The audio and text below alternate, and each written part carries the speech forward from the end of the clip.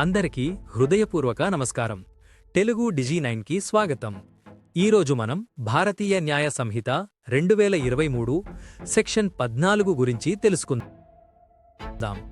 ఈ సెక్షన్ మనము తెలుసుకోవలసిన విషయం ఏమిటంటే, ఒక వ్యక్తి తన విధులను నిర్వర్తిస్తున్నప్పుడు లేదా పొరపాటున ఏదైనా తప్పు చేసినా అతనికి తన పని చట్టబద్ధమైనదే అని నిజమైన నమ్మకంతో చేస్తే ఆ చర్యను నేరంగా పరిగణించరాదు.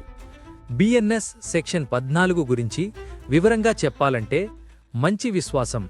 ఒక వ్యక్తి తన పని చట్టబద్ధమైనదే అని నమ్మి చేస్తే అది నేరం కాదు. కానీ ఆ నమ్మకం అజ్ఞానంగా కాకుండా ఆధారాలు, సరైన జాగ్రత్తలు తీసుకొని ఉండాలి. పొరపాటు అయిన చట్టబద్ధత. ఎవరైనా పొరపాటున తప్పు చేస్తే కానీ అది చట్టబద్ధమైనని నిజంగా నమ్మితే ఆ పని నేరంగా పరిగణించబడదు. ఉదాహరణకు చెప్పాలంటే, ఒక పోలీసు అధికారి కోర్టు ఉత్తర్వు ప్రకారం ఒక వ్యక్తిని అరెస్టు చేశాడు. తర్వాత తెలిసింది ఆ వ్యక్తి నిజానికి నేరస్తుడు కాదు. ఇక్కడ పోలీస్ అధికారి నేరానికి పాల్పడినట్టు కాదు.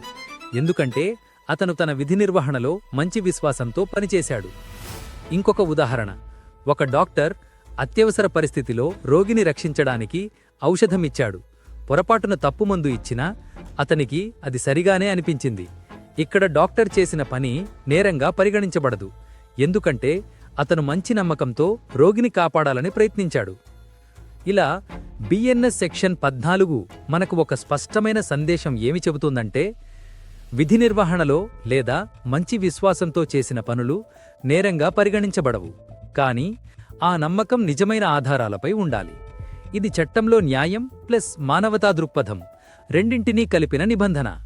మరిన్ని వివరాలను తెలుసుకోవాలంటే తెలుగు డిజి9 ఛానల్ను సబ్స్క్రైబ్ చేయండి.